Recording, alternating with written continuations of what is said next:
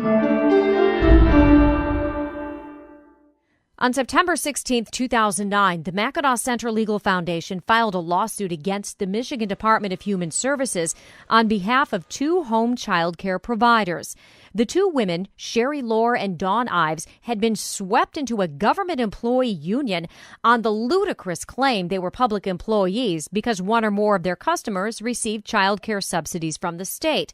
The suit sought to make the DHS stop removing so-called union dues from the state subsidy checks, a remedy that would affect more than 40,000 home daycare workers in Michigan.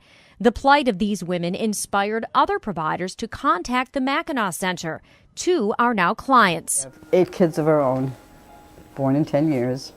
So we had a very busy daycare of our own here for all those years. And I went back to work in medical research for a year and found out that my calling was with kids. So after 2 years of twiddling my thumbs, I started this. Nearly 13 years later, with a license to care for 12 children, Paulette Silverson has never looked back. I've loved it every minute of it. There's nothing like working with kids. Like tens of thousands of home child care providers in Michigan, Paulette was recently surprised by the discovery she's now a member of a government employee union. All of a sudden, a year ago, December, just before Christmas, I opened a letter in the mail. It was a postcard. I don't quite remember what it was. And it was a notification welcoming me into the UAW. And I thought, huh? I am now a union member. Michelle Berry of Flint Township had a similar reaction when she made the same discovery. I was shocked. We got a letter in the mail said it's going to happen. You know, starting this date, this is what's going to happen, and the more you make, the more they take. Working in the economically hard-hit city of Flint, Michelle has been known to purchase winter coats and clothing for the children she watches, or even care for them late into the night so a mom can work an extra shift.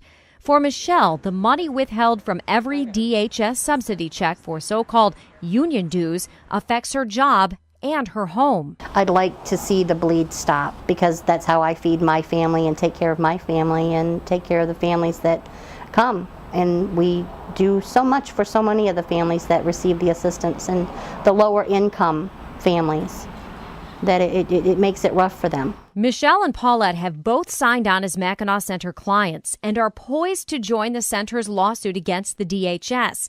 Mackinac Center Legal Foundation Director Patrick Wright says the DHS has responded to the lawsuit by asking that the Court of Appeals dismiss the case. Wright says the DHS's argument is curious. What was odd with DHS's is that they only argued your procedural or technical things. They made no attempt to argue the substance of the lawsuit at this point.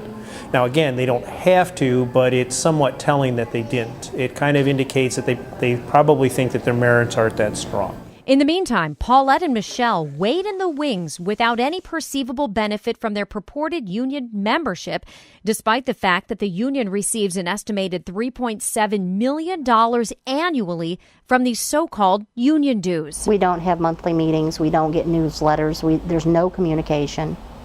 We have a deduction taken from a check, and where that goes, I have no clue. They say on there, we are going to be helping you with training.